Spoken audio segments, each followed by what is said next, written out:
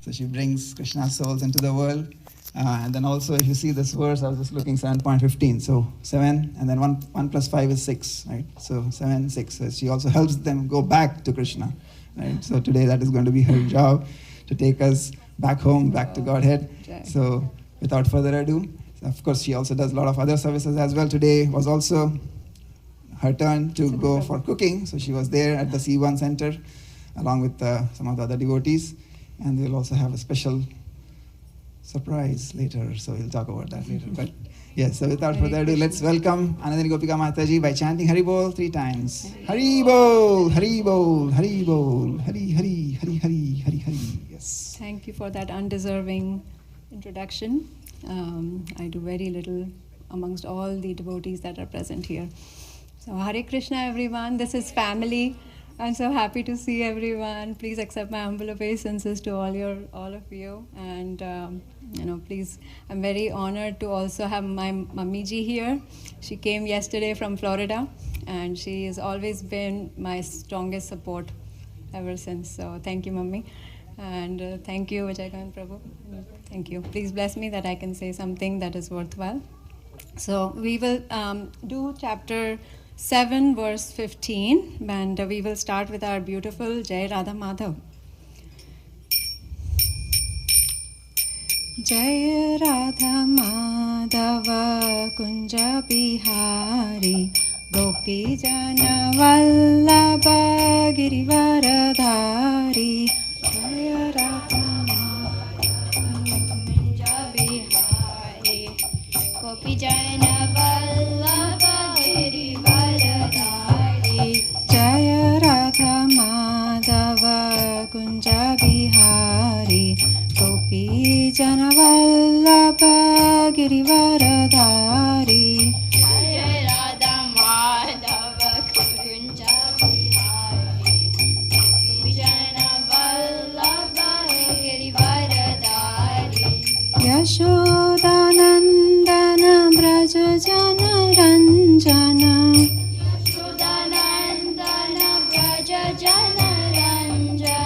Yashodanandana Braja Jana Ranjana. Yashodanandana Braja Jana Ranjana. Jamuna Tira Banachari. Jamuna Tira Banachari. Jaya Radha Madhava Kunja Bihari Gopi Jana Vallabha Girivaradhari. Jaya Radha Madhava Kunja Bihari Gopi Jana Vallabha Girivaradhari. Jaya Radha Madhava Kunja Bihari Gopi Jana Vallabha Girivaradhari. Jaya Radha Madhava Kunja Bihari Gopi Jana Vallabha Girivaradhari. Hare Krishna, Hare Krishna, Krishna Krishna, Hare Hare, Hare Rama, Hare Rama, Rama Rama, Hare Hare. Hare Krishna, Hare Krishna, Krishna Krishna, Hare Hare, Hare Rama, Hare Rama, Rama Rama, Hare Hare.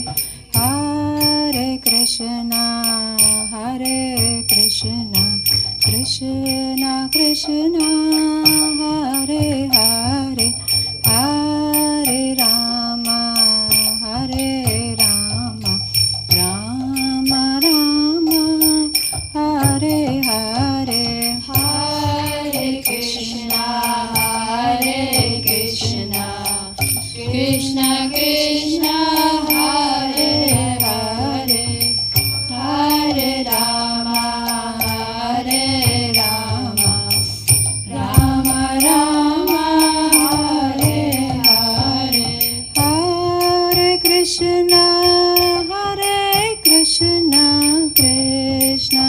Krishna, Hare Hare, Hare Rama, Hare Rama, Rama Rama, Hare Hare, Hare Krishna, Hare Krishna, Krishna Krishna, Hare Hare, Hare Rama, Hare Rama, Rama Rama, Hare Hare, Hare Krishna, Hare Krishna, Krishna Krishna, Hare Hare, Hare Rama, Hare Rama, Rama Rama, Hare Hare, Hare Krishna, Hare Krishna,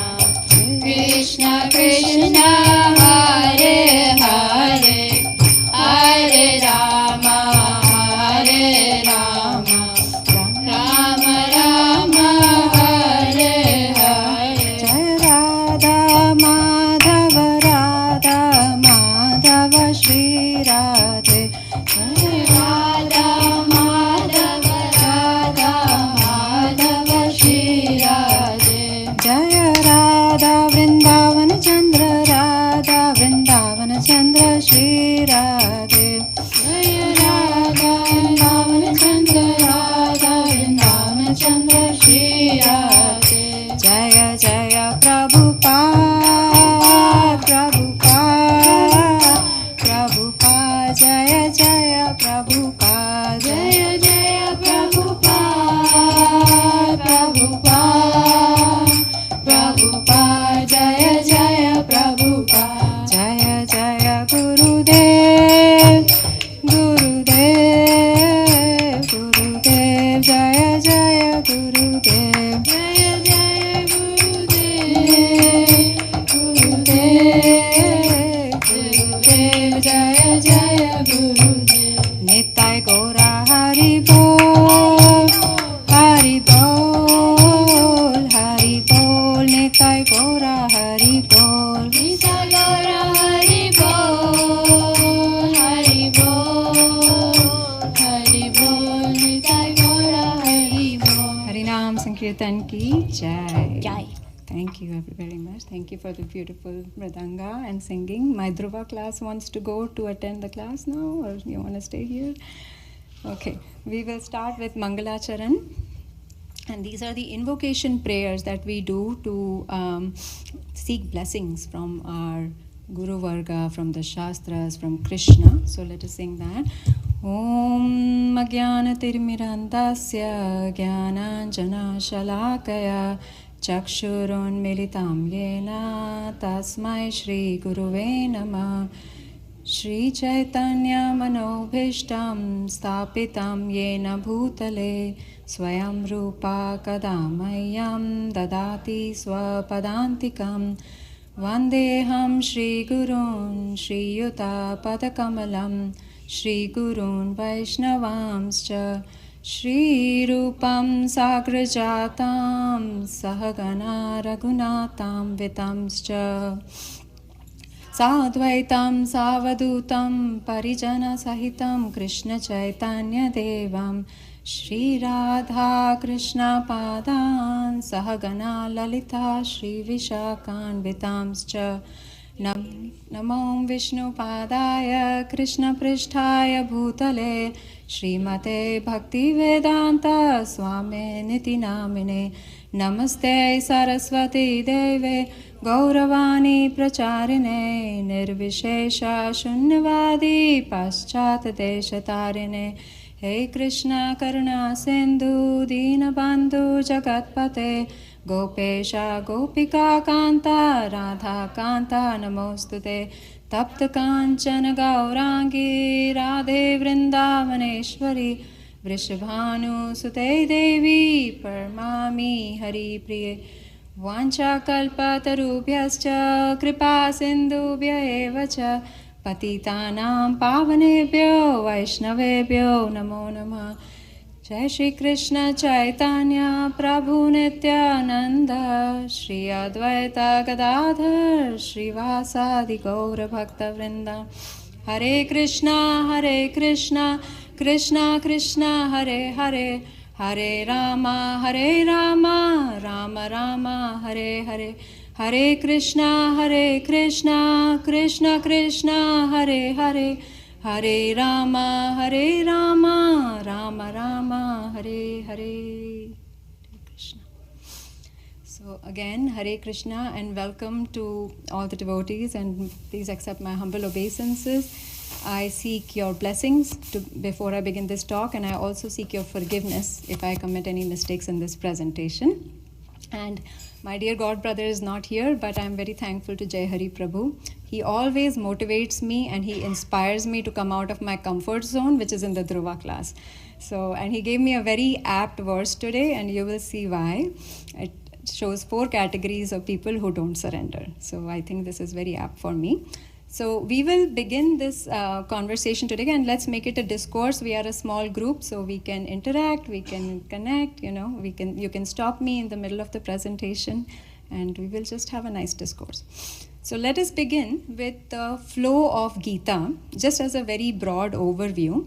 And in Gita, there are, how many chapters are there? 18 chapters, and 3 main yoga systems have been described by Krishna. So first 6 chapters are what kind of yoga?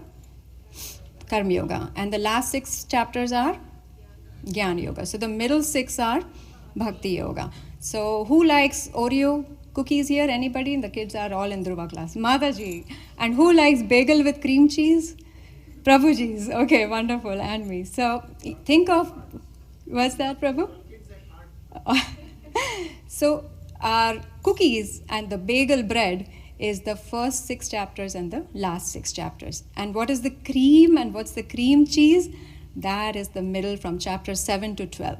So we are beginning the cream. We are doing chapter 7, which is the cream, which is Bhakti Yoga. It's the sweetest part of Bhagavad Gita from 7 to 12.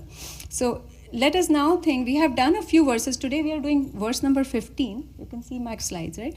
We're doing verse number 15. So before that, a lot of beautiful lectures have already happened. Priya Radhika Mataji and Her Grace, Sucharu Radha Mataji, they have all given the beautiful discourses, and Adi Guru Prabhu too. So in chapter 7, Krishna tells us 2 things. First, he reveals himself that he's the supreme personality of Godhead. And second, he shows the process of Bhakti Yoga. So in chapter 6, Krishna talked about the yoga of meditation, or what was that? Dhyan yoga or Ashtanga yoga. And what did Krishna say at the very end? Even though he talked about Dhyan yoga and Ashtanga yoga, he said, still, the topmost yogi is one who renders loving devotional service to me. Right? That's the last verse of chapter 6. And then now Krishna is saying, what does that loving devotional service look like? And why is it the topmost yoga system? So this is the beginning of chapter 7. All right. So how does Krishna establish himself as the supreme personality of Godhead? So what is the title of this chapter? Anybody knows the title? Yeah, that's I didn't say that was the title, so you got it. Yeah, so Krishna starts talking about the knowledge of the absolute, or in Hindi it is Bhagavad Gita. And Krishna tells Arjuna that, Arjuna, listen very carefully, because the knowledge that I'm going to tell you, after knowing this, no other knowledge needs to be learned. This is the absolute.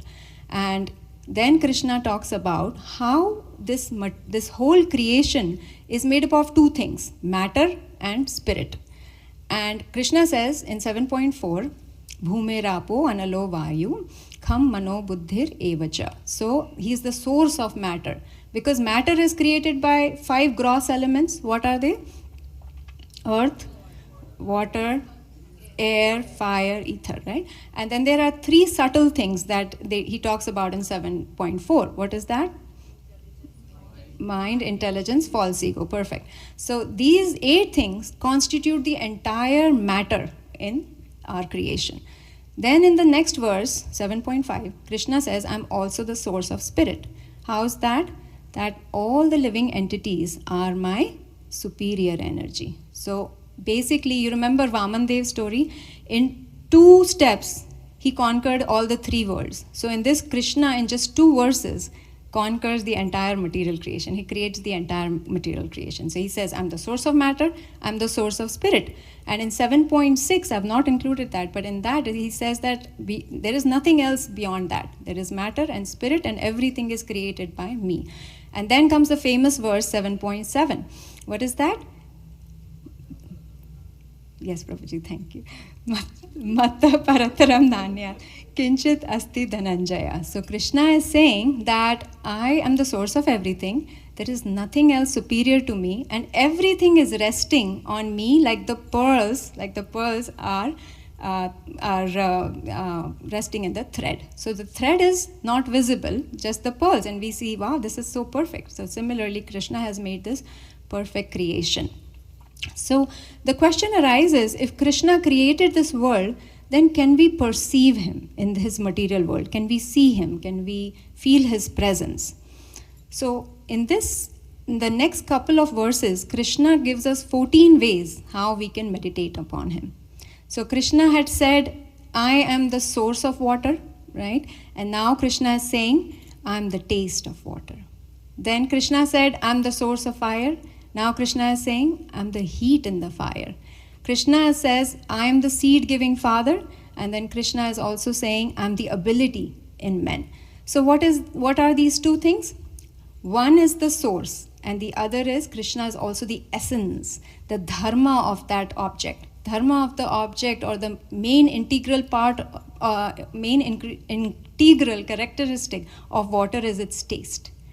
So Krishna is saying, I'm the taste of water also. So these are few of the meditations that I've put down. And this is such a simple and practical way for us to do in our day-to-day life, that when we drink water, we can think about Krishna. When we see the sunrise, we can think about Krishna. When this is springtime and everything is blooming, when we see the flowers blooming and the earth is so fragrant, we can think this is coming from Krishna. And if you all join the morning program, Madan Adbhut Prabhu very nicely leads all of us in that. So thank you, Prabhu. He has been taking us step by step, and every week we meditate. He encourages us to meditate on something. So thank you, Prabhu, for doing that. So now the question is, if Krishna can be seen in so many ways in this material universe, then why doesn't everyone come to Krishna? So then Krishna moves forward and he says another famous verse. And what is that? 7.14. Daivihi esha gunamayi mam maya durateya mam eva ye prapadyante mayam etam tarantite. So this divine energy of mine is what constitutes of the 3 modes of material nature. And what are the 3 modes? Passion and ignorance. And these 3 are very difficult to overcome. He already says that these 3 are very difficult to overcome. But one who surrenders to me can overcome them easily. So that is 7.4. Then, despite of that, some people don't surrender. And that is my verse today. We will do 7.15, that some people don't surrender. And then he talks about people who actually do surrender to Krishna, who do come to Krishna. And then in the end, he says, what about people who don't surrender to me, but surrender to others? So then comes the demigod worshippers. There is a beautiful topic at the end, demigod worshippers and the impersonalists. So this brings us to today's verse, 7.15, where Krishna will answer who are the people who don't surrender and why. So let us look into that. So we will do call and response. Namam dushkritino mudha prapadyante naradhama maya paharta jnana asuram bhavam ashrita. Namam dushkritino mudha prapadyante naradhama maya paharta jnana asuram bhavam ashrita. Prabhuji, would anybody like to say it once? Hare Krishna. Hare Krishna. Namam duskriti no mudha Namam dushkriti no mudha prapadyante naradamaha prapadyante naradhama maya apartrita jnana Maya paharta jnana asuram bhavam ashrita. asuram bhavam ashrita. Thank you, Prabhu. Mataji, is anybody would like to say?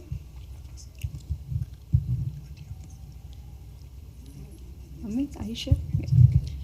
Namam duskriti-no mudha Namam dushkritina mudha prapadyante naradhamaha prapadyante naradhama mayaya paharta jnana Maya paharta jnana asuram bhavamashrita. asuram bhavam ashrita. Thank you. We'll say the synonyms.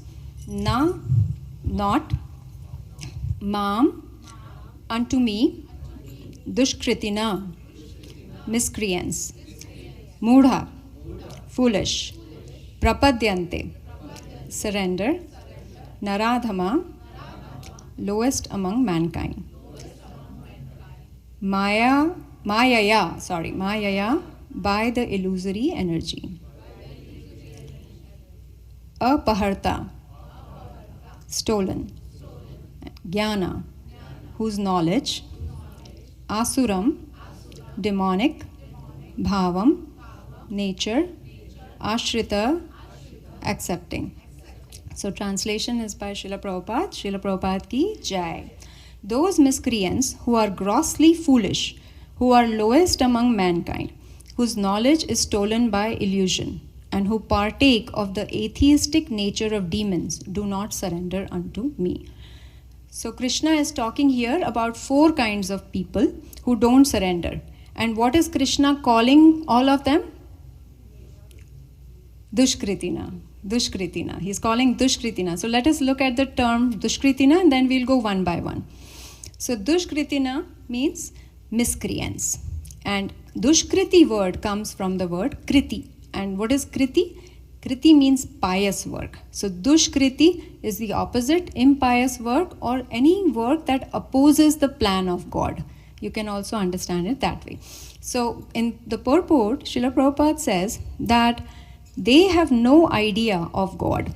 They simply manufacture their own worldly plans and consequently complicate the problems of material existence in their vain attempts to solve them. Because material energy is so powerful, it can resist the unauthorized plans of the atheists and baffle the knowledge of the planning commission. So Prabhupada is strongly saying that all these people who don't come and surrender to me, they have no idea about the God. And they make huge, big plans and they try to solve the problems of the material world, but what happens? They all the more complicated. So the classic example of such activities are like deforestation, massive deforestation happening, right? That is going against the plan of Lord. And why are we doing it? We're doing it to create high-rise buildings. Or the wars that are happening. We are doing all these wars and unfortunately they are for personal benefit of people, but they are against the plan of the Lord. This is not Mahabharata that is happening, right? Which was for the plan of the Lord. And what are any other examples anybody can think of which go against the plan of Lord? One big one here. Abortions. Abortions. Wow, thank you. Yes, perfectly. That's my field. Yes, against the plan of Lord. Animal killing, right?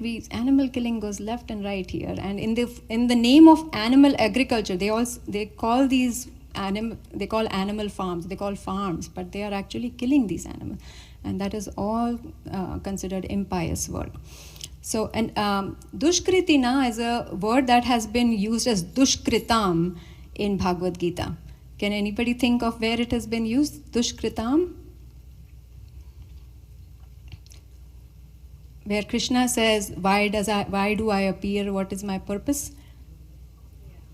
Paritranaya Vinashaya cha Dushkritam. So Dushkritam, again, same thing. When the reason for my appearance, Krishna says, is to deliver my devotees and to annihilate the miscreants. So it is the same thing.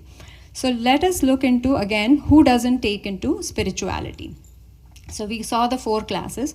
First is mudhas, which is those who are attached to their fruitive work, who are attached to their work. Second is naradhama, those who have no genuine culture and are enamored by material culture. Third is maya paharta jnana, those whose range of knowledge is limited to the material world. And the last one is, or the fourth category is asuram bhavam ashrita, those who are envious towards God. So we look at them one by one. So first category are mudhas. And who are mudhas? They are the modern day what we call workaholics, right? They work day in, day out, all day work. They barely get any sleep. They barely go on any vacations. Their motto in life is work is worship. So those are mudhas. And why is Krishna calling them mudhas if work is worship? Because they are wasting their valuable life, which is meant for a higher cause. And that is why they are mudhas, that they are not using the most important thing that we have is our one life and our time. And that has been, if it's being used by overworking, over endeavoring, then we fall into the category of mudha. So Krishna here, or actually Srila Prabhupada compares this category with 2 animals. The first one is donkey. Okay. And why is he comparing it with donkey? What is the characteristic of donkey? Works very hard, carries a lot of load on himself, right? So yes, so the karmis are like workaholics. They work very hard. They are attached to their fruits. They are unaware who's the real master, who's the real controller here. They don't know. And they are doing all this for very small gains. If you ask a donkey, why are you carrying so much of load? And in olden days, they say that the Rishi Munis could talk to the animals. So why are you carrying so much of load? And the donkey said, I have to do this. If I don't do this, I don't get my grass. But the grass is everywhere. It is present everywhere. So that is the situation, In our scriptures, there comes a very beautiful comparison. And it is ahara nidra bhayamaithunam cha samanya etat pashubhi naranam. So eating, drinking, mating, and defending. All these are common between human beings and animals. Then what is difference? What is the difference? Dharmo hi tesham adhiko vishesho. Dharme nahina pashubhi samanam. So one thing that makes us different is the dharma, or the God consciousness, or the ability to ask, why am I here? Who is God? What is my relationship with them? If we don't ask that, then how are we different from the animals? If we just spend our time in the basic things, eating, sleeping, mating, then they say that is the category of mudha. We become the same because we are not asking what is the purpose of life. And then one more thing, Prabhupada also compares mudhas to hogs. Hog is a pig, and pig feels very happy eating what? Dirt and stool and stuff. And you give pig mithai, sweet, to eat, pig does not want it, right? So same thing with the mudhas, you tell them that there is higher taste available. No, we don't want it. We just want to do work. Work is worship. So Prabhupada writes a very beautiful line in the purport. The purport is pretty long and I would encourage everybody to read it in full. I have taken out some excerpts from that. And Prabhupada says, those who work very hard day and night to clear the burden of self-created duties say that they have no time to hear of the immortality of the living being. So we build the rock that we are carrying on our back. We build this rock. And what is that rock composed of? Self-created duties. Unnecessary obligations, projects, tasks we invite on ourselves. They are not prescribed duties. Like Priya Radhika had given such a beautiful discourse about the difference between Sanatan Dharma and Swadharma. But this doesn't come in any of these categories. These are to just satisfy our own material desires, our own desires. We create this big rock and then we continue to carry it. I can recall a story of an old lady who always cuts tree logs in the forest. And she would cut the logs and she would carry it on her head and take it to the town. And she kept doing this for years and years. And after some time, what happened? She became so old that she could cut them, but she couldn't lift it on her head. So she tried and the logs kept falling. So she sincerely called out, Krishna, oh Krishna, please help me, Krishna. Now Krishna heard this and he appeared, hearing the sincere call. And then when he appeared, what did she ask? Can you please put this log on my head? That's all I want. And Krishna said, are you sure? That's all you want? You just want to put the logs back on your head? Yes, Krishna. So that is the situation. She could have asked for so many things. She could have asked, take me back with you, I'm done here. But no, what did she say? Put the log. So that is how we do. We ask Krishna, put this rock back on my back so I can continue to carry it. So that becomes a problem. And why are these people not surrendering? The Mudhas, why are they not surrendering? They are in the mode of passion, right? They are overworking, working. But what about those people who are in the mode of ignorance? Who are they? So that's the second category. They are the Naradhamas. And these people, Naradhamas, their only goal and motto in life is to enjoy. They just say, I've got one life and I need to enjoy it to the fullest. And this they do by hook or by crook. So that is Naradhama. And they may be either socially uncivilized, like gamblers or overly intoxication or murderers, and you think of all the negative ones. They can be socially uncivilized, or they can be actually socially very civilized, but spiritually uncultured. They don't have spiritual culture. So they can be very rich, materially powerful, but spiritually they are uncultured. So Krishna is calling them what? Naradhama. And what is Nar? Human. And what is Adham? Lowest. Yes. So Nar plus Adham, lowest of the humans. And why is he calling him or them lowest of the humans? Because the category of human beings is dependent on our spiritual consciousness. How evolved are we in terms of our consciousness? So the lowest in the spiritual consciousness are the Naradhamas, because they have not developed God consciousness at all. And then the highest would be ones who have developed spontaneous love of God, like the gopis. So they are the most evolved amongst the mankind, or not mankind, among spiritual kind. So now there is one more thing in the purport that Srila Prabhupada says. He says that there are 8.4 million living beings. Out of these, there are 400,000 human species. And then amongst these also, there are some that are uncivilized, socially uncivilized, and then there are some that are civilized, socially civilized. But amongst the social civilized people also, there are some that have no religious principles. Can you relate to that? They have no religious principles, but they are civilized. There are some who have a religion, but it is godless. Have you heard about any godless religions? There are godless religions like Scientology. Have you heard about these religions? So they don't have God in them. So religion without God. And then there are very few who are civilized and who are God conscious. So all these people, the uncivilized, everybody other than the God conscious are Naradhamas. And that accounts to 99.9%. Srila Prabhupada says that 99.9% of the population is Naradhamas. So what about now, you think about, we did these two categories, but what about the leaders of the society? Wouldn't it be nice if all the leaders became Krishna conscious? Then the world would be such a better place, right? So what about those? Where do they fit in? So that comes in the third category. And this category is Maya Paharta Jnana. Can everybody see the slides? Yeah. So in Maya Paharta Jnana, these are all these intellectuals, like the philosophers, the scientists, the scholars and poets. And Krishna is saying Maya Paharta Jnana. So let's break it down. Maya plus Apaharan plus Jnana. That means Maya has, Apaharan is kidnapped their Jnana. So Maya, false illusion, has kidnapped their actual knowledge.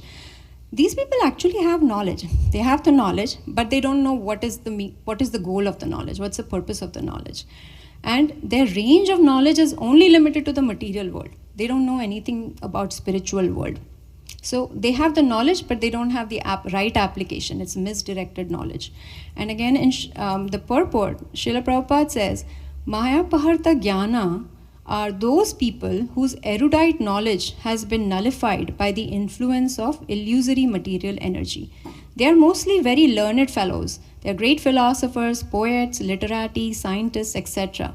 But the illusory energy, I can't read it, misguides them, and therefore they disobey the Supreme Lord. So these are the Maya Paharta Jnanas. Now question might arise that, well, what's wrong in having material knowledge? What's the problem in having material knowledge? So let us look between the difference of material knowledge and spiritual knowledge. What is material knowledge? It is knowledge about matter. And matter, is it temporary or eternal? Matter is temporary. So this knowledge is also temporary. Whereas spiritual knowledge is knowledge about the spirit. So that knowledge is eternal. And material knowledge, what it does when we get material knowledge, our false ego gets inflated. So it creates more false ego. Whereas spiritual knowledge, it makes us humble. So it releases us from false ego. And this material knowledge, because our false ego gets inflated, what happens? It keeps us in this material world. Whereas spiritual knowledge gives us liberation. So that is the difference, why that's the problem about just having material knowledge.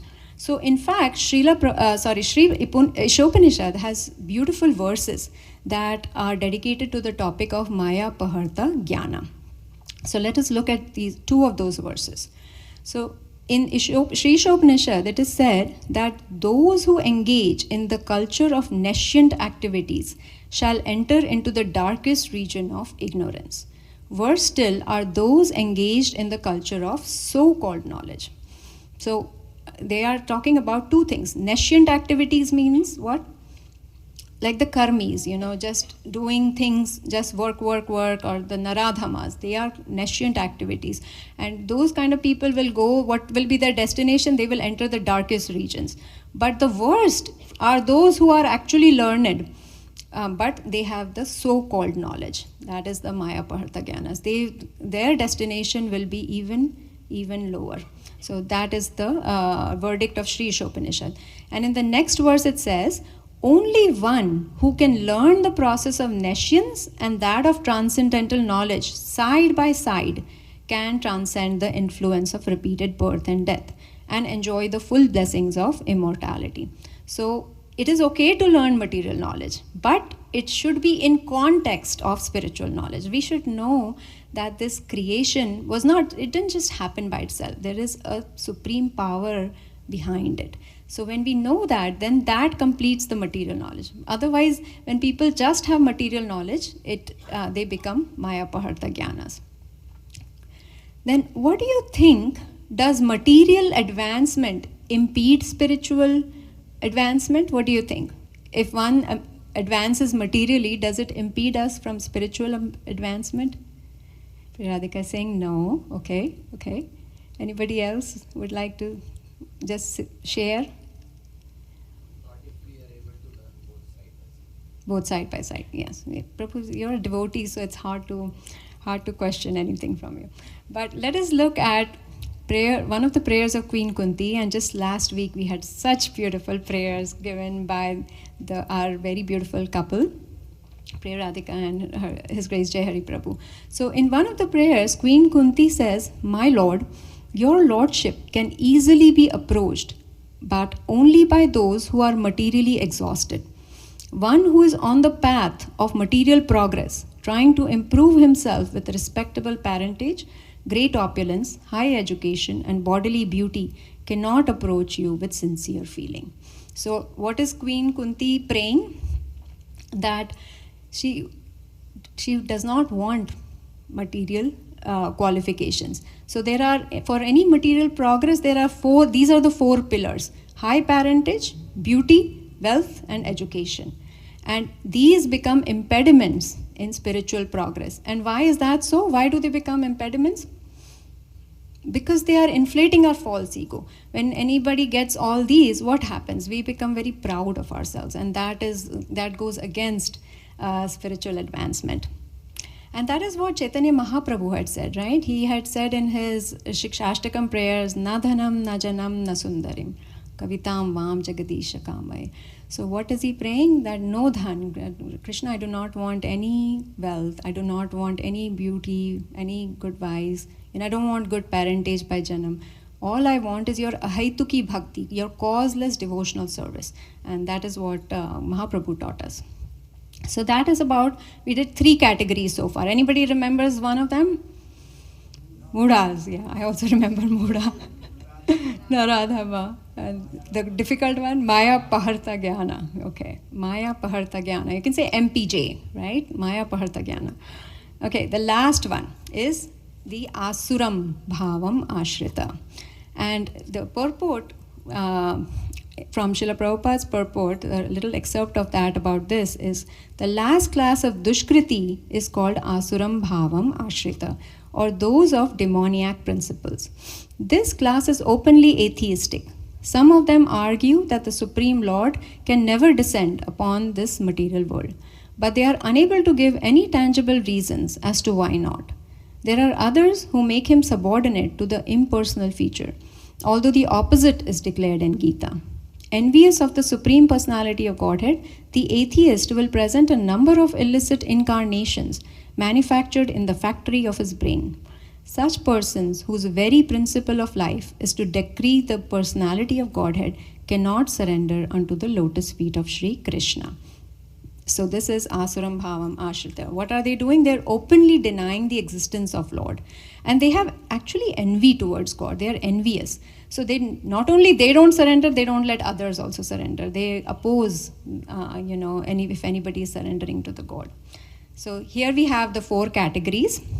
Now question is, so we got the 4 categories. Now question is, can we think about a common reason amongst all of them why they are not showing interest in spirituality? Any common reason amongst all 4 of them why they don't show interest in spirituality?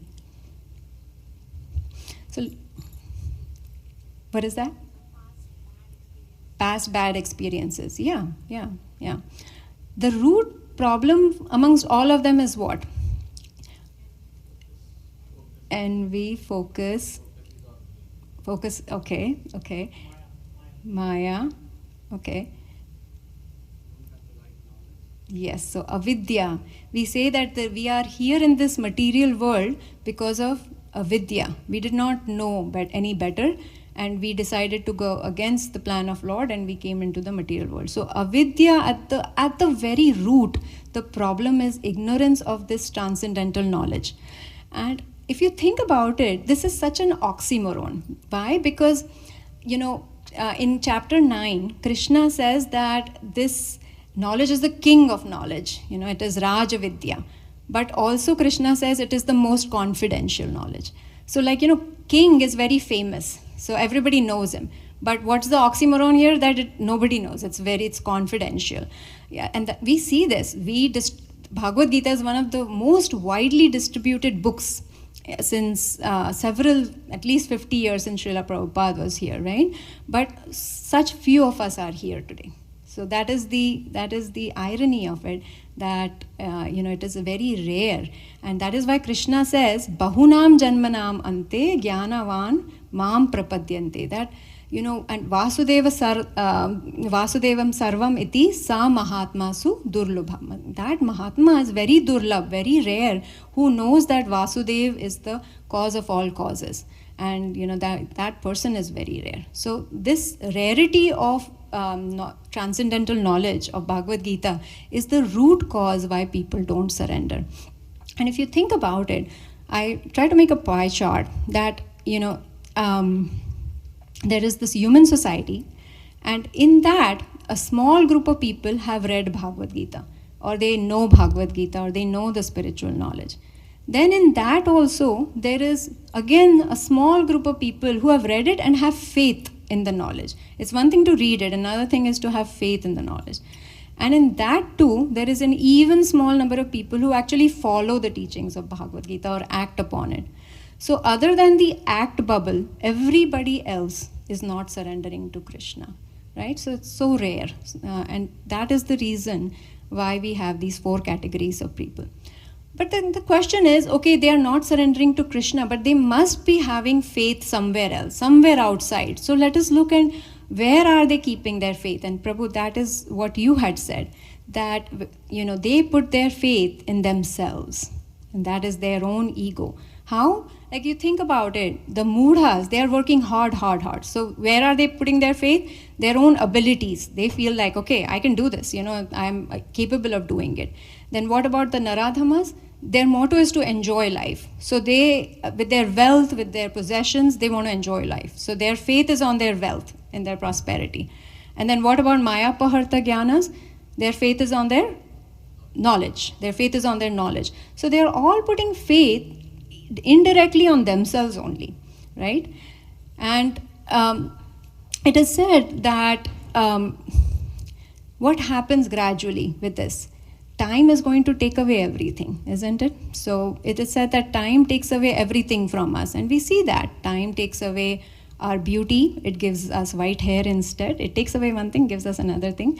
It takes away our wealth, it will take away our family eventually, So time takes away everything. But time takes away everything that is not us. What is not us is all these things. What is us is our spirit soul.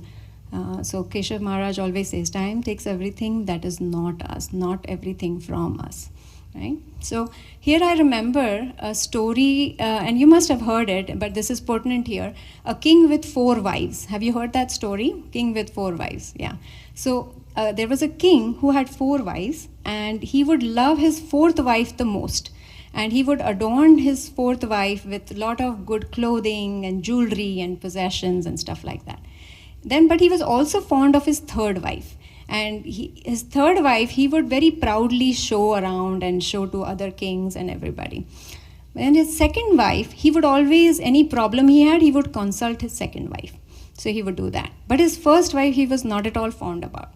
So once what happened, the king was about to pass. It was his final time. And he thought, okay, I have 4 wives. Let me ask who can accompany me in my afterlife. So he goes to one after the other. He goes to the 4th wife first. He said, will you accompany me? I loved you the most. And the 4th wife says no. And she just walks away out of the door. She's like, no, nothing doing. The 3rd wife says, well, I'm not going to accompany you. As soon as you die, I'm marrying somebody else. So she leaves. The 2nd wife says, this time I cannot help you. I can only come up until your funeral or your cremation, but after that I can't come. And then the 1st wife says, I'll come with you. Wherever you go, I'll come with you. So like that, we all have 4 wives, 4 husbands or 4 wives. Our 4th wife is the one we love the most is our body, because we decorate it nicely, we put jewelry and everything, but that's going to be gone, right? Our 3rd wife, who we show off to other people, is our possessions, our wealth. We show off, so that's our 3rd wife. Who's our 2nd wife? Who we consult? It's actually friends and family. We consult. Any problem we have, we go to our friends and family. But what happens when we die? They can only come up to the cremation. They can't go beyond. But who comes with us life after life is that spiritual growth, or our spirit soul, or that spiritual growth we have cultivated in this lifetime.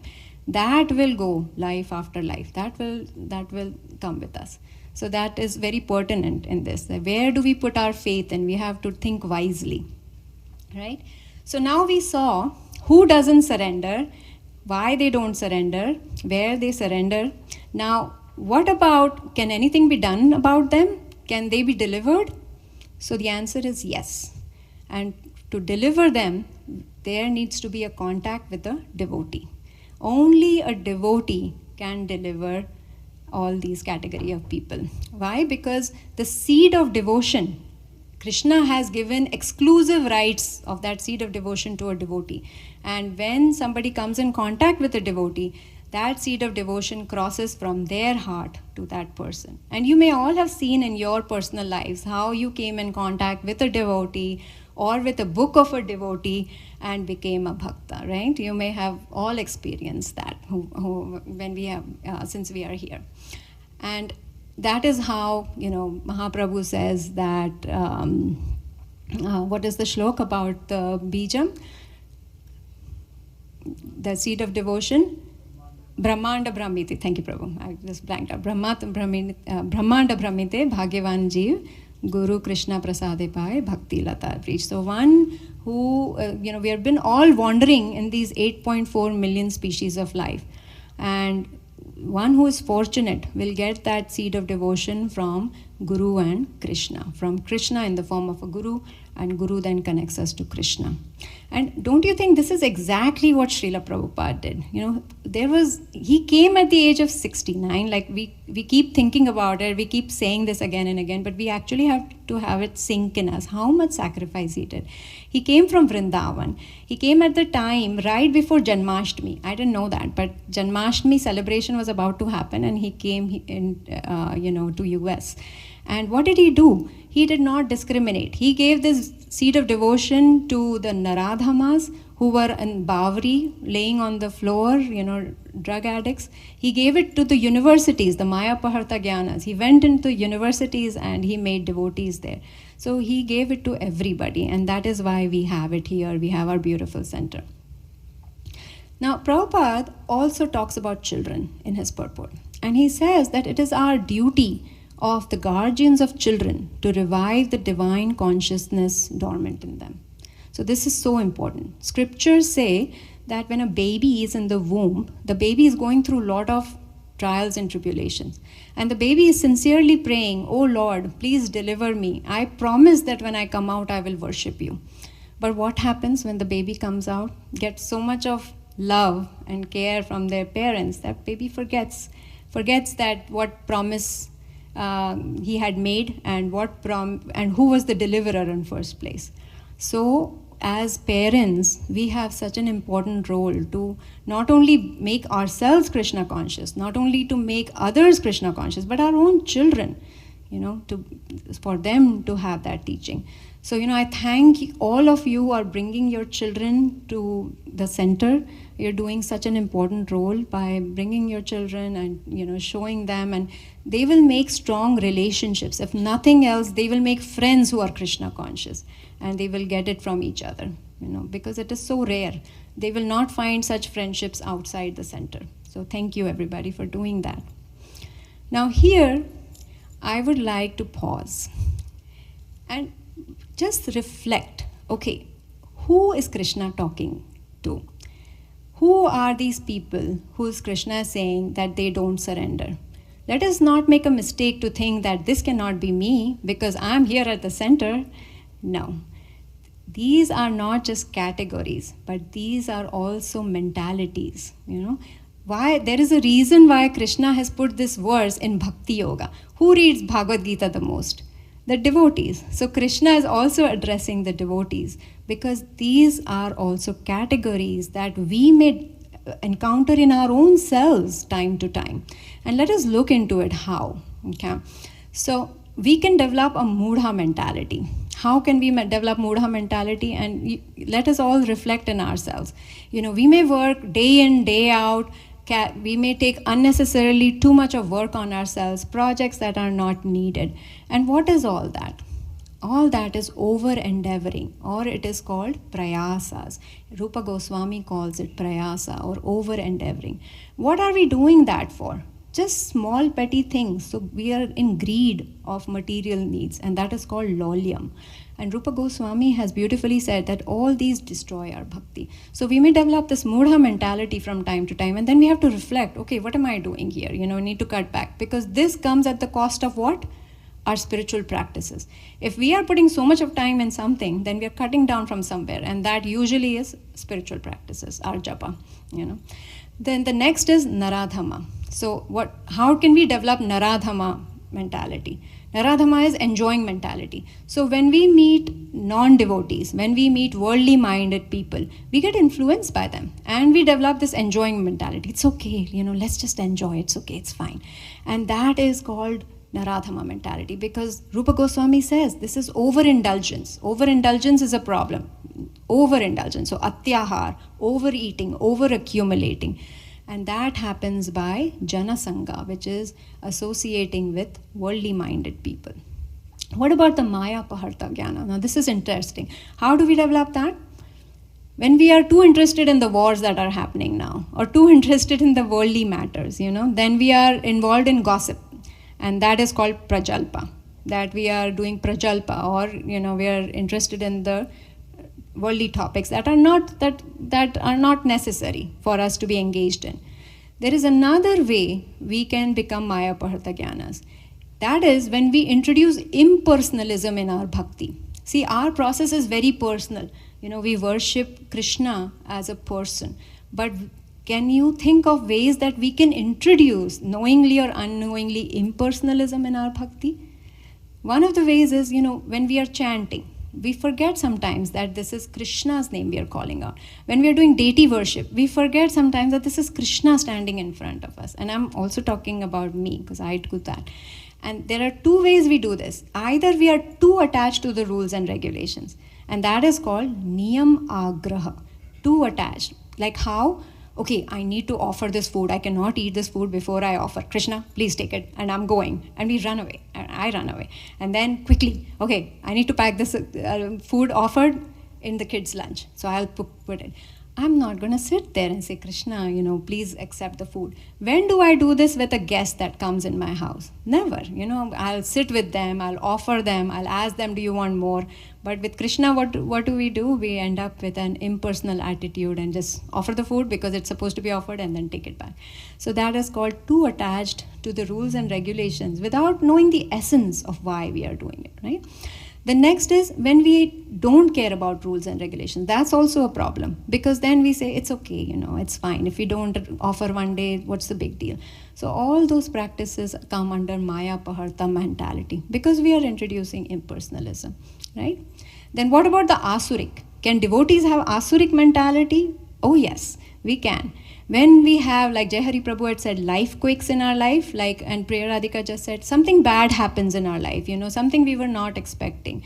And then our faith in Krishna goes wobbly. We're like, oh Krishna, come on now, I did so much for you, and this is what you give me, and here we go. We develop a mentality of Asurik mentality. So these are the 4 mentalities that we need to watch out. What am I doing? Where can anybody share? Has anybody experienced that? I feel I go from 1 to 2. I keep hopping from one to the other to the other. Take a pause. Does anybody feel like they've had any of them? You can just say no, or maybe never, or yes, sometimes. Sometimes in our job, we get so busy that we forget that what is our main goal and purpose here. So, I was thinking, like, a life of a devotee is very hard. It's full of struggles. There are 3 categories of people. One, they are ignorant. So ignorance is bliss. So they are very happy. The perfected souls, they are also blissful. They are very happy because they are always in the shelter of Krishna. But the problem is me or us. I don't know about you all. But the practicing devotees, because poor things, they are the Tathastha Shakti. Sometimes they get pulled by Maya, sometimes they get pulled by Krishna. And they're like trying to juggle between the two, and they're always struggling. All life it is struggling. So I wanted to just put a bar graph on our struggles. So, in our life, we try to balance, right? We say life is a balance. So we try to balance our work, we try to balance our health, family, education. And what about bhakti? We want our bhakti to be constant. Amongst all things up and down, we want that, okay, our bhakti should stay like that, right? Has anybody felt like that? That our bhakti should stay like that? That's our ideal goal, right? But in reality, does that happen? Like, does our bhakti stay constant? Have all of you chanted every single day in Brahma Muhurta, all your rounds? Like, Prabhus, I have not done that. I'm sorry to say, I have a disclaimer. So this is our life, that, it doesn't happen like that. This is a life of a practicing devotee, full of struggles. If you come into devotion at youth, when you're a youth, Darshit Prabhu, then education becomes important for you. So then what happens to the bhakti? The bhakti takes a dip.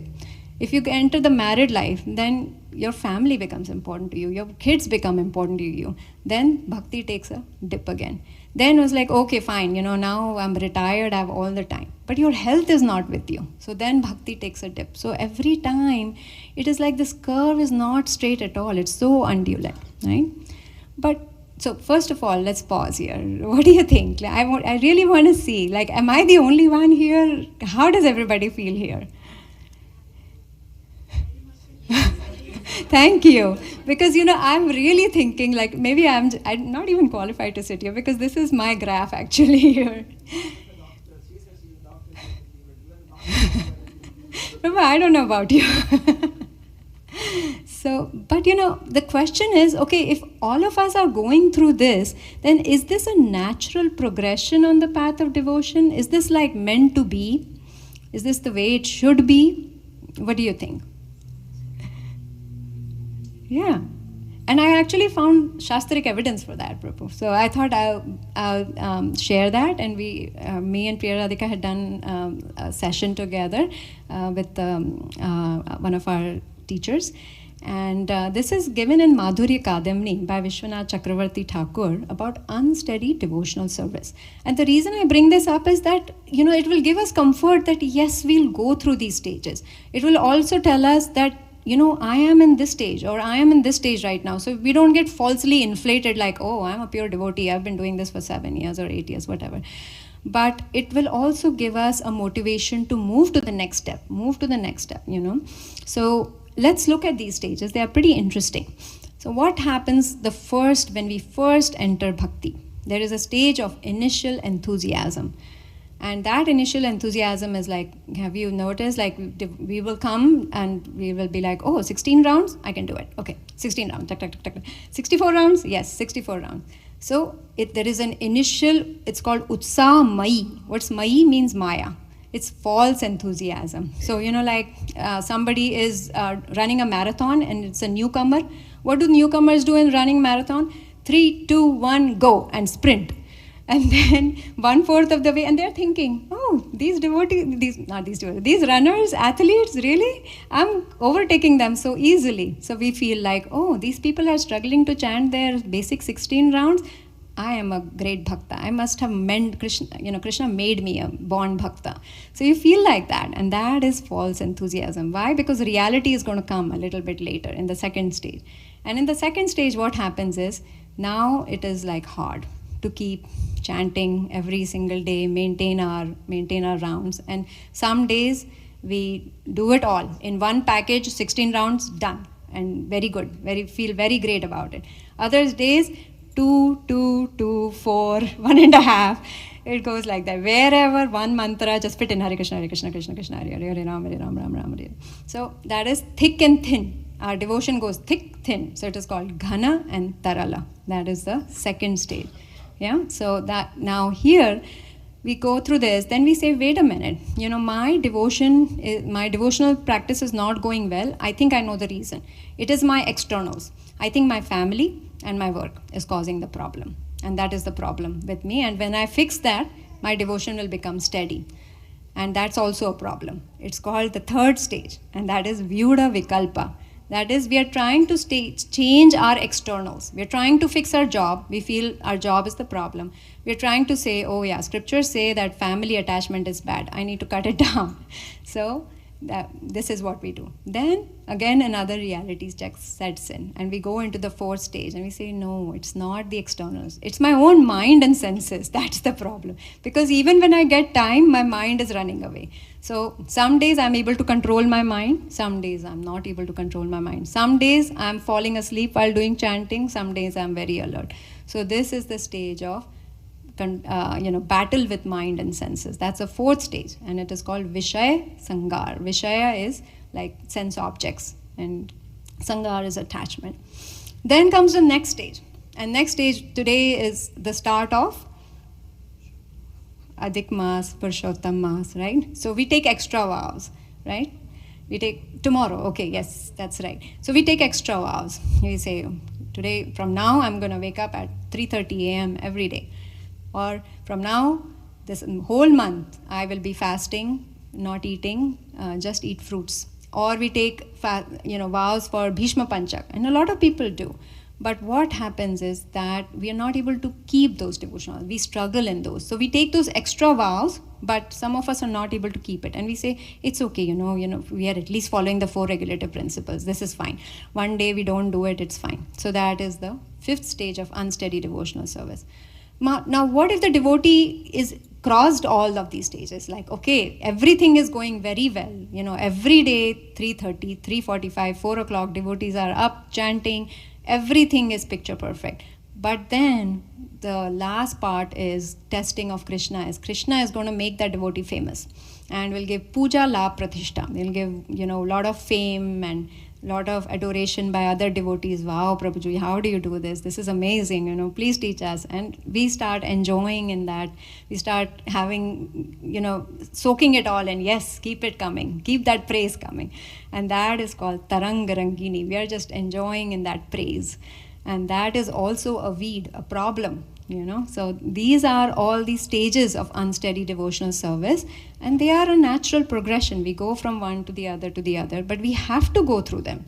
They have to come, because guess what comes afterwards is steady devotional service. Yeah. So now let us reflect on who thinks they are in what stage. Would anybody like to share? Okay, because and you may be in more than one stage. Like I feel I am in stage number 2, 3, 5. And you can go switch from, like, do you feel that some days, or is anybody in the stage of initial enthusiasm? And if it is, it's great. Welcome to Bhakti. You're going to go to the second stage. So that's great. We cheer them up. Yeah, you're doing awesome. Adiguru Prabhu, what stage are you on? 2, 3, 4, 5, 6. All of them, I think. Yeah, I'm not going to ask Shama Priya Mataji. Let's see. Yeah, she's not, she doesn't, correct, yeah, that's the wrong person to ask. I think most of you are wrong people to ask, so I only ask Adiguru Prabhu. Okay, now the question comes, how do we make our devotion a little more steadier? We know that these are there, okay, it makes us humble, but how to improve on them? So yeah, I'm coming towards the end, and I have, we can take help of some bhakti boosters and avoid some bhakti busters. So, have you played any video games, Darshit Prabhu, like those car video games? And, you have that something which just takes you to nitro boost and the car goes really fast. Or you hit a mine and then your life is gone. Then you have only 2 lives left. So these are like that, bhakti boosters and bhakti busters. So let's look at the bhakti boosters. So in bhakti boosters, and this is all given in scriptures, it's nothing that I am producing. There are 5 practices and 6 principles. Okay, the 5 practices are given in Nectar of Devotion, and they are the most potent ways that we can improve our bhakti. And they are deity, devotee, dham, nam, bhagavatam. I made it into a mnemonic. Deity, devotee, dham, nam, bhagavatam. So deity. So let us create an altar at our home. If we don't have an altar, let us start with an altar. We can just put pictures. We can bring deities, because it really enhances our bhakti. It actually gives a boost. We develop a connection with Krishna. So that is very helpful. If we don't have devotee association, let us actively seek and actively engage with devotees. Even in once a week, you go for a walk with a devotee, for 30 minutes, and you share each other's reflections and your problems. It really helps. The whole week you will have that thing that, it will boost your devotional practice. It will not feel that mundane. So find your devotee friends and take time to see them. Then dham, visiting dham. Now we may say, oh my, Vrindavan dham is so far. But you can also go to like the retreats. Take advantage of retreats. Like one is happening literally tomorrow. So His Grace Chandramauli Swami Maharaj is coming, and Mataji has a program at her house. That's a spiritual retreat for us. Because one thing Maharaj might say, which will click with us, and it will stay with us for a whole month or maybe a longer. So, that'll boost our bhakti. If we attentively chant, that itself is a bhakti booster. Just, let us drop all our to-do list while chanting and just chant. And if we can try to do that, that's a bhakti booster. And my last is, Bhagavatam. Bhagavatam, they of course say, Nashta prayeshu abhadreshu, nityam bhagavata sevaya, right? Because anything abhadra, anything that is our anarthas will be cleared by what? Nityam bhagavata sevaya. So I feel like, we waste so much of time in standing in lines, in grocery lines, in shopping, or, just like we can't actually open a Bhagavatam book and read. We have all those things. Like the best thing I can recall is I'm waiting in the gas line, or I'm in the grocery line trying to pay my groceries. So what we can do is we can download a Bhagavatam app. And you just do one shloka at that time. And that's it. Your Bhagavatam daily reading is done, and you can bookmark it, you can highlight it.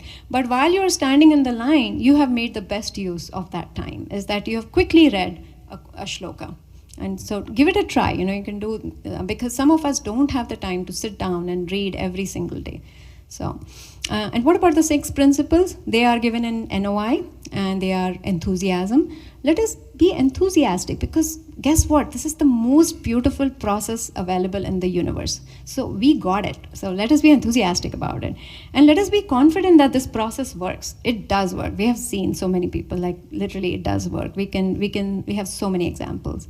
But let us be patient. It will work, but we need to continue doing. Just stick to the practices, do them sincerely. So 4th is sincere practice. And then we do need to make a conscious effort to not be involved with too much of non-devotees, because that's when the problems arise. And then the last is we need to follow the footsteps of pure devotees. So we have 5 practices and we have 6 principles, and we do any one of them, all of them, some of them. These will boost our bhakti. This will take our bhakti more into steady devotional service. Now, I only want to present one bhakti buster, but that's a big one, and that is Vaishnav Ninda, or offending a devotee. And this is so bad that in all the scriptures say that this is the worst, and it is called a mad elephant offense, like a mad elephant offense. What does a mad elephant do? If you bring a mad elephant in a garden, what is it going to do? He's going to destroy the entire garden. So in our garden of bhakti, where we are trying to grow flowers, we're trying to grow all these seeds from bhakti. If we do Vaishnav Ninda or offend a devotee, then that becomes a mad elephant, and it will destroy everything, and we lose our interest in bhakti. So there are 3 C's that I learned about: that do not criticize, do not complain, and do not compare. You have to remember that. Do not criticize. Okay, so do not. Then what is the do? Find something good in that devotee who you're trying to criticize. I'm sure there will be something good you will like, and then you just meditate on that good quality of that devotee. Instead of criticizing, you tell your mind, no, I need to meditate on that good quality. And eventually what will happen, you will start seeing more good qualities in that same devotee you were trying to criticize. So do not criticize. Second, do not complain. Do not complain. Just, it's okay, tolerate. In our movement, titikshava, or tolerance, is a very important virtue, and any progressing devotee is tolerant of everything. So we need to be tolerant. And third is do not compare. Don't be envious, don't compare, because guess what? Krishna has placed you in the best possible situation that helps you in your bhakti. So it's okay, if somebody else is wherever they may be, but you are in your own best position. So do not compare, do not criticize, and do not complain. So we will summarize today. So what did we learn? Chapter 7, it's the start of Bhakti Yoga. Krishna says, I am the Supreme Personality of Godhead, and he gives the process of Bhakti Yoga and why Bhakti Yoga is the topmost yogic system. Then Krishna says, who are the 4 categories of people who don't surrender to Krishna? Then Krishna says that these are not just categories of people, they can be mentalities and devotees, so we need to watch out for them. And then I just spoke a little bit about our own condition, which is unsteady devotional service, and then how are some of the ways that we can do to overcome it. Okay. And now, we saw what not surrendering to Krishna looks like. But I also want to say, leave you all with a positive note, that what surrender of a devotee looks like. And here I have a very beautiful prayer that we can do call and response. It is from the pages of Bhagavatam, from Canto 6, from Vritrasur, who was a very good demon but a devotee. So it says, Ajata Paksha Iva Mataram Khaga Stanyam Yathavat Satarakshutta Artha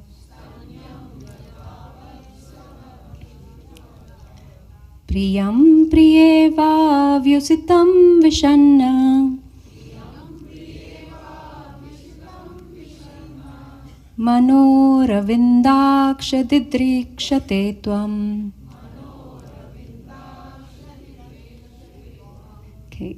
O lotus-eyed Lord, as baby birds that have not yet developed their wings always look for their mother to return and feed them, as small calves tied with ropes await anxiously the time of milking, when they will be allowed to drink the milk of their mothers, or as a morose wife whose husband is away from home always longs for him to return and satisfy her in all respects, I always yearn for the opportunity to render direct service unto you.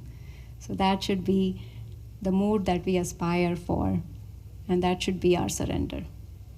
And this is how, please forgive me if I made any mistakes. Hare Krishna. Thank you very much.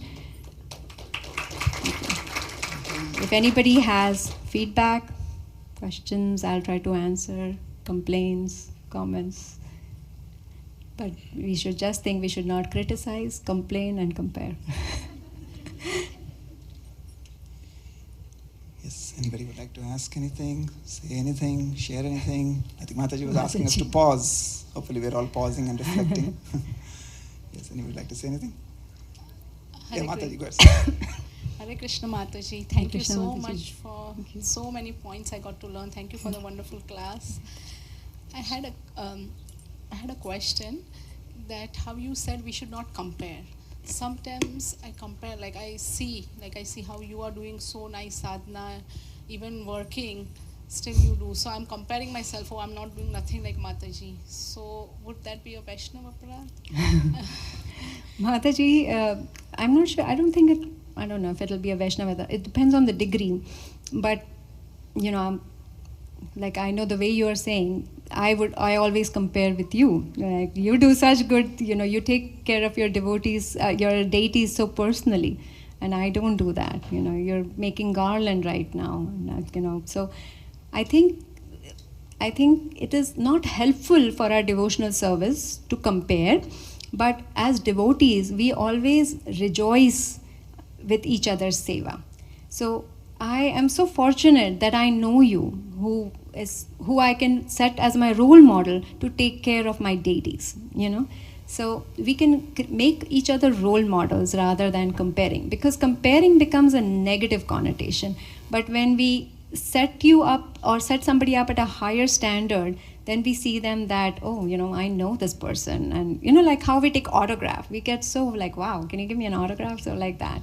So that's what I feel like, it's instead of comparing, we can switch our consciousness to praising and to role modeling.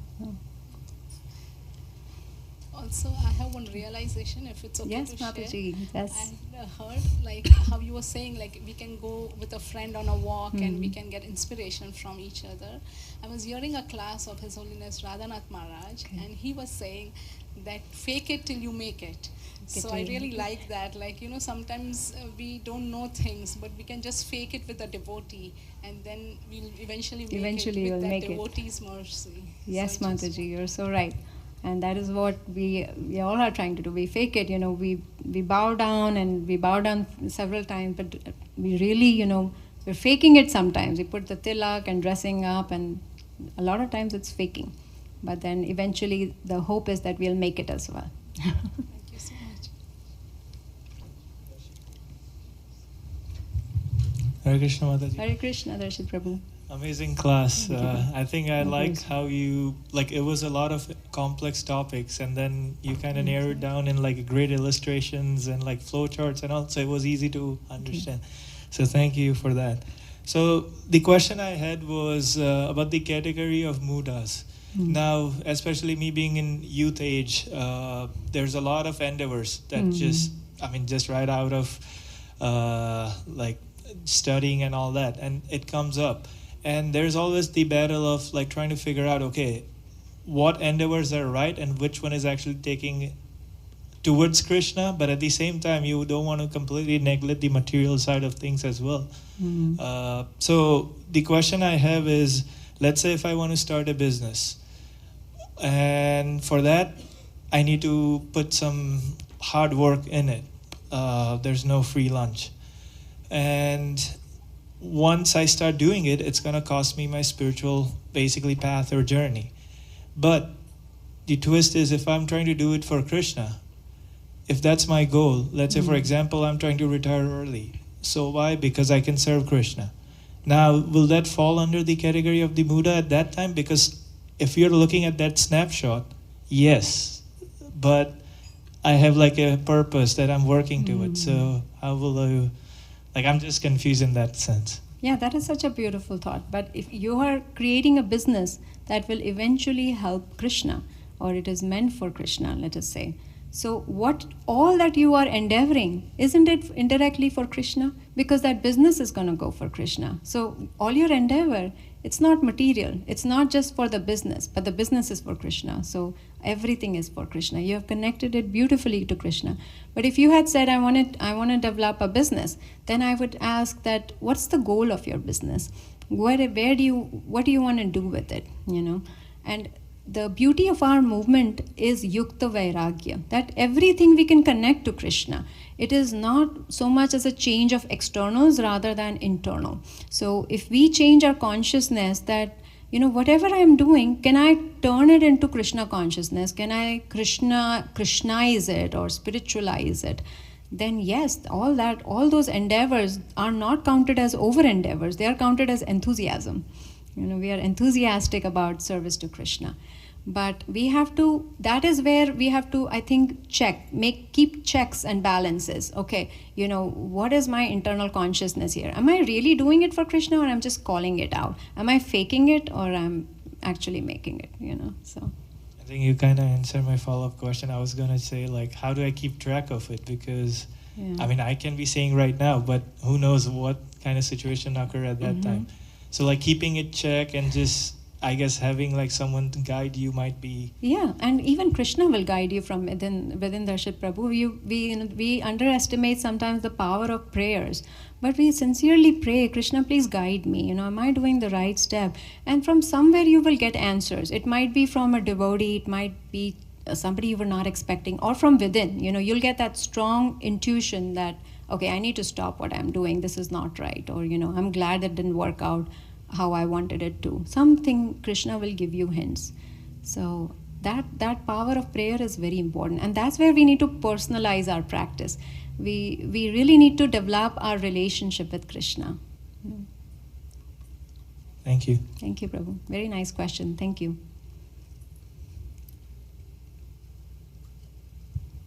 Any other thoughts? Yes, ma'am.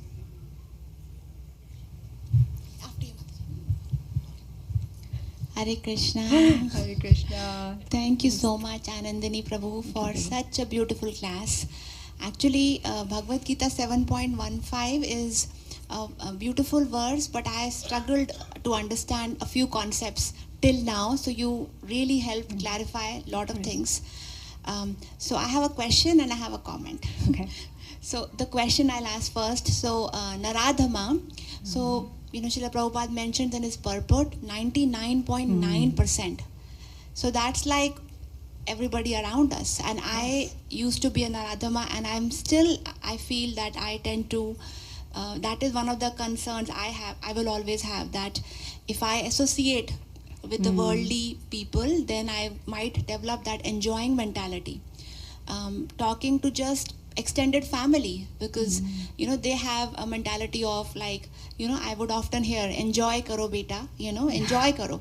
So so Naradhamas are everywhere. So what is, if you can just I know you mentioned some things, but how do we protect against, or what's the immunity for the Naradhamas, 99.9%? And also, you know, so people like demigod worshippers, they don't fall into any of the four categories, right? That's a different category altogether, or that's also Naradhama? Very good question. Demigod worshippers, what do you think? It may depend on their inclination, why they are worshipping the demigod. Sometimes we do it for material gains, then they would be Naradhamas. Sometimes they just falsely believe, like impersonalists, then they would be Maya Parta Jnana. So they are also demigod worshippers, but they are not surrendering to Krishna. And the reason for not surrender is maybe their material knowledge is preventing them, and they think everything is Brahman, whatever reason. So then that would be Maya Parta Jnana. Or they become so knowledgeable that they become atheists, and that could be Asuram Bhavam. Yeah. It just depends. Yeah, that's a beautiful question. So the question is, is it right if we are surrounded by 99.9% non-devotees, to call Naradamas, and how do we immunize ourselves from that, and how do we prevent ourselves from getting into that mentality of Naradama, enjoying mentality? Yeah, the concern always is if you are trying to quote unquote preach to them, you don't want the exact opposite thing to happen, that they draw you towards you, because because towards them, because that's our conditioning, unfortunately. Yes. That's how we have grown up. So they are all vibrating at that frequency, and we are trying to change that frequency because we think, I'm a neophyte, I can make some change, but what if? So yeah, that is my concern. But Srila Prabhupada, Prahlad Maharaj, everybody recommends we have to preach. But I think that is a risk we are taking, because 99.9 is a big number I am standing against. Yes, that is very true. You had mentioned a very beautiful point this morning in our reading, and that was service. There is, besides the bhakti boosters, there's a lot to say about service. Service makes us humble, and I feel like service to the devotees, to Krishna, gives you the intelligence of what we do. If we surround ourselves with a lot of service, then automatically other things won't matter. Like we took inspiration from you, how you chose to spend your day instead of enjoying and coming here and connecting with devotees. So that speaks highly, and I think that's a progression, is what I feel. Like initially when we come, it will not come right away, but slowly we learn from each other and we grow, and then more and more we will feel that what our 99.9% people are preaching is not true. And our Krishna says, Dadami buddhi yogam tam. Krishna will give the intelligence from within to have that discrimination. What is right, what is wrong?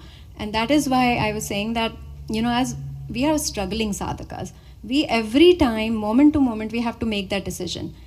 Sometimes we get carried away and we will watch like a binge serial watching or whatever, or sometimes we will be like, I rather come here to the center, and even if it is a boring lecture, and even if I take a nap, it's okay, something will fall in the ear. So I feel like, I think the seva, if we tie ourselves with seva, get busy with seva, that's a very practical and good way to keep our consciousness clear. And you had said this morning, seva gives unimaginable happiness, and that can only be perceived by someone who's actually doing the seva. I can say by theory, but unless I've experienced it, I will not know that the bliss from that is much higher than the enjoyment from other mundane things. The other mundane things that we go shopping, eating, what do we do? Shopping, eating, vacationing. And how much enjoyment will come from that? Even we were talking about it this morning, that we go to Hawaii also, still there will be something that will make us miserable. But sitting right here, not going anywhere, not spending any money, eating free prasadam might give us much more bliss and happiness that will last for several days or weeks. So that is the power of Krishna consciousness, the power of seva. And you had that answer. I'm just repeating your answer. Thank you. You beautifully explained it. Thank you so much, dear. So I just, the comment as Shamapriya Mataji was asking, so you talked about the 3 C's. So actually I was remembering Keshav Maharaj gives actually 5 C's. Okay. He talks about the 5 cancers of the soul. Okay. So of course you said criticizing, comparing, and complaining, and then competing and controlling. Okay. Yeah, so they are like, as an immunologist, I was trying in my mind, okay, so Keshav Maharaj is calling cancer of the soul. And cancer, is a lot of times a breakthrough of your immunity, because normally your immunity is supposed to protect you from cancer.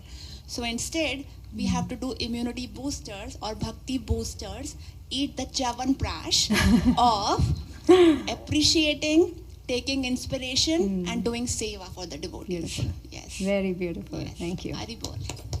Very beautiful. Anybody else?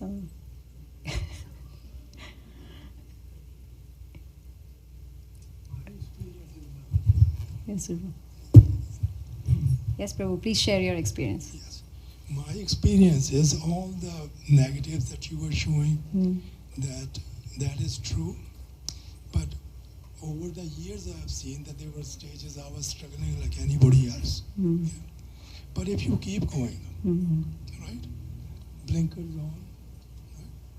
And if you are going on the highway, you can't U-turn. So just say I have to keep going. Struggle, struggle, struggle. And then as you said, Krishna will guide us, it happens.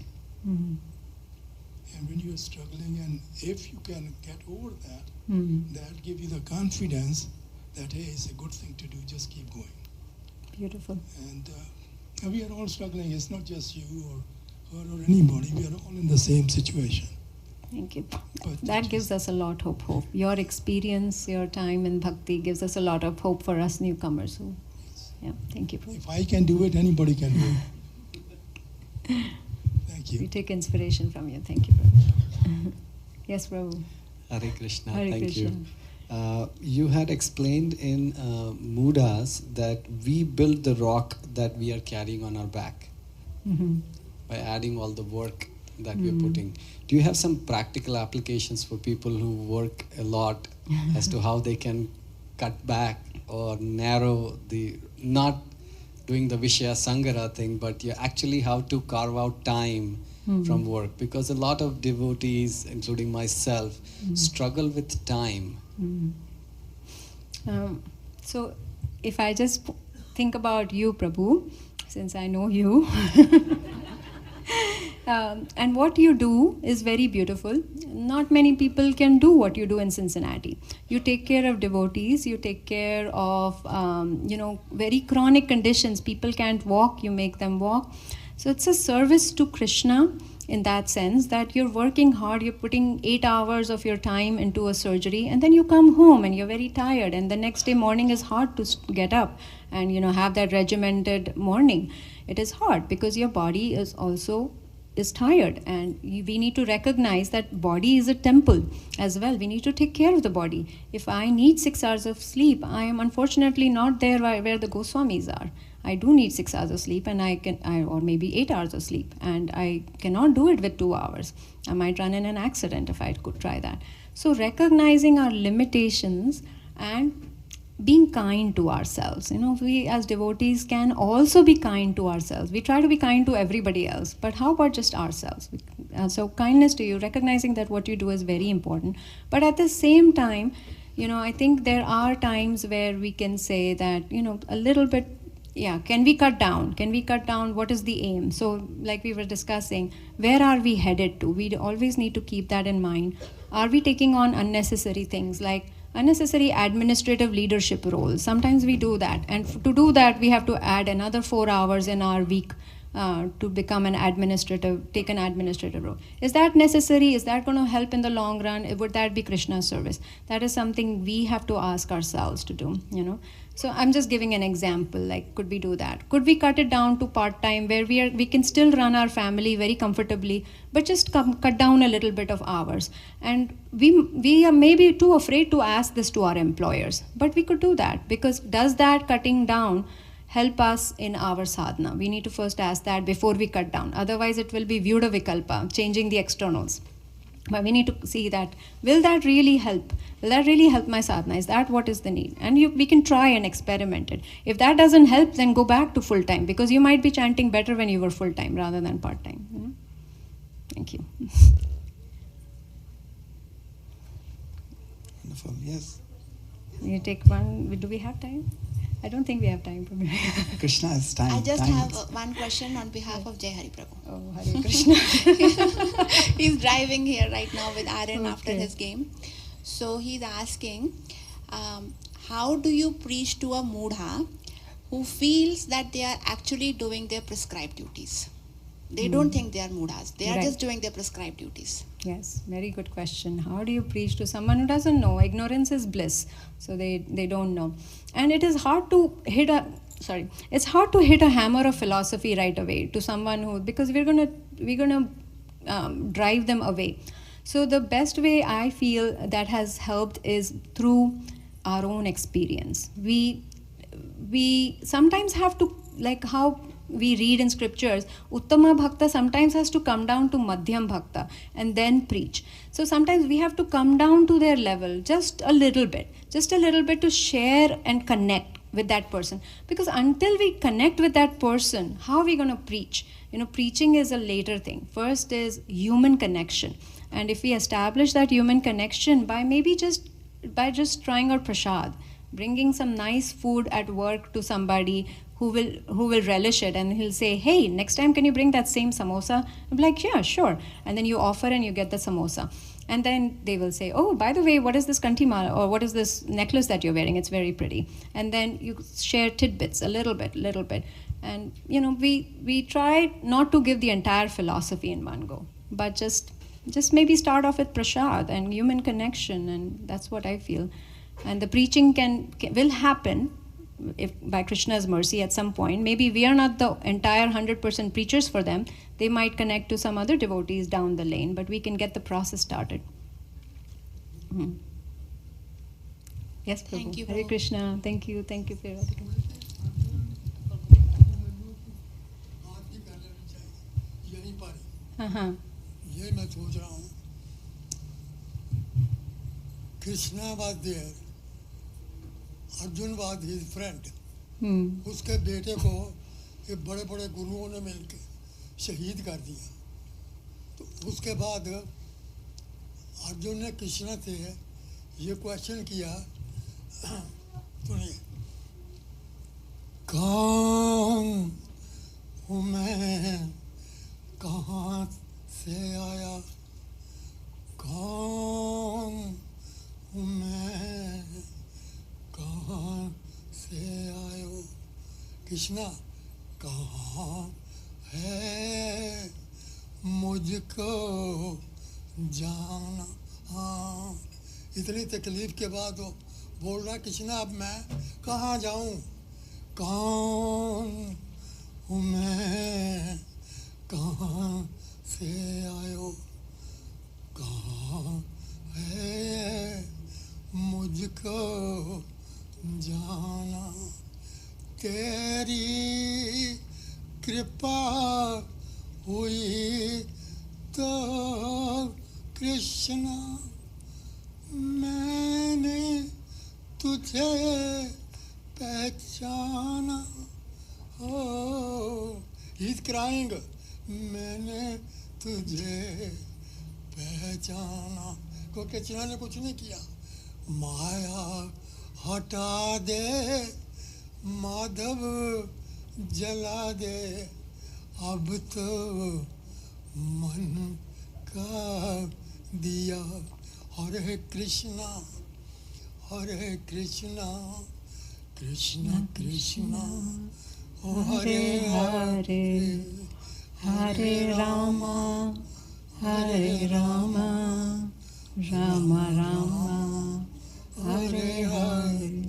जीवन पथ पर मैं, अर्जुन कह रहा है still, जीवन पथ पर मैं थक गया हूँ, टूट चुका हूँ भगवान।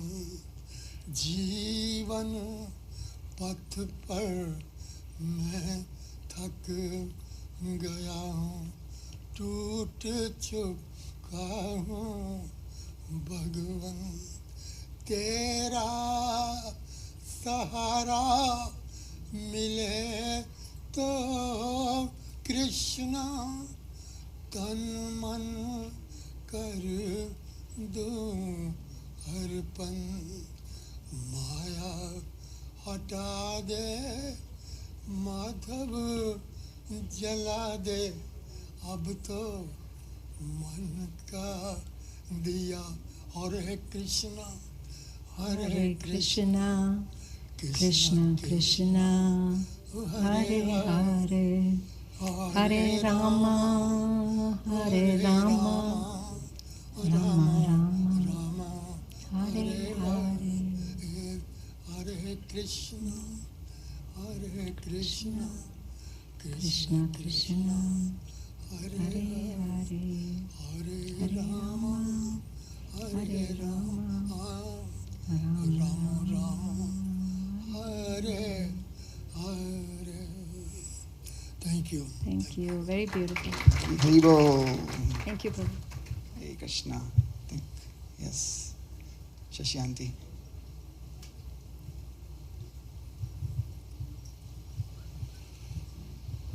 Thank you, Mataji, for a beautiful topic, surrender of a devotee. And that reminds me of my husband. As I discussed last week, he didn't have a voice for a year, but he just surrendered to Krishna and sang his name day in, day out, night. And Thursday, there'll be a decision about his surgery, but I know he's okay. He won't have a surgery. So that, when you talk about seva, even Prabhuji's seva, that is his life.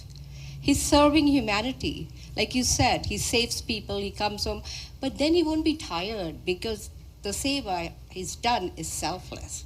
So when we do seva or service without ego, Krishna is watching us. He'll give his reward in his own way. But if I say, I have an ego, oh, this is my position, the center cannot run without me, I'm all in all, Krishna will bring you to a fall, knowingly and unknowingly. I remember I used to wash dishes. And then I said, oh my God, I came here to do emceeing and I'm given the seva of washing dishes. The next day, I was given more dishes to wash and thousands of dishes are washed. When I washed, I realized, oh my God, Krishna doesn't look at us. He doesn't look at our faults. He gives you a seva which cleanses me.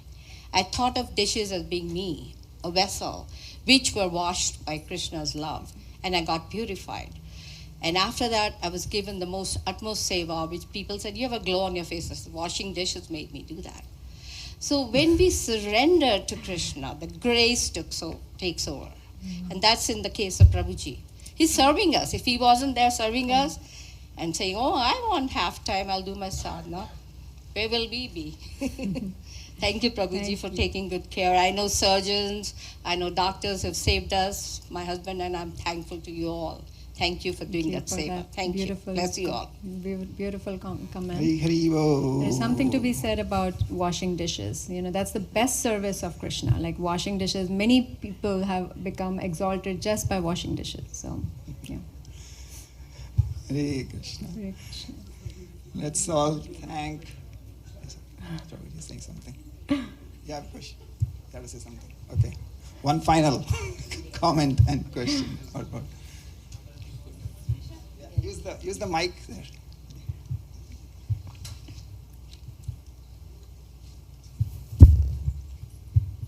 We just, as a Dhruva kids, we all have something for Anandini Gopika and Adi Guru Prabhu. Haribol! So we started the session saying that Anandini Mataji started, taking the service of, she's talking about seva, one seva that she has been doing consistently since we were at our Center 1 was starting the kids classes, Dhruva class, right, and Bal Gopal class. Now they've graduated and such wonderful presentation today as a teacher. So it's such beautiful reciprocation from all the kids who she has been teaching for so many years. Yes. Today, Adi Guru Prabhu and Anandini Mataji's anniversary. So the kids have so beautifully prepared this.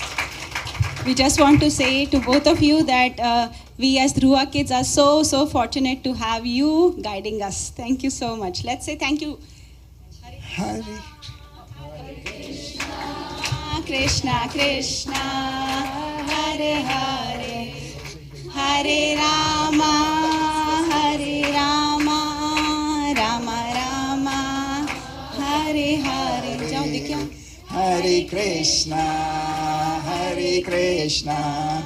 Krishna Krishna Hare Hare Hare Rama Rama Rama Hare Hare. Krishna Krishna Krishna Hare Hare Hare Ram Ram Ram Hare Hare Hare Krishna Krishna Krishna Hare Hare Hare Ram Ram Ram I just just want to say that small children, they are the future for tomorrow, and this very beautiful couple is shaping them. They have taken this seva as their heart, and the kids were telling me inside, they feel so happy when they have Adi Guru Prabhu and Anandini Gopika as their teachers. It is.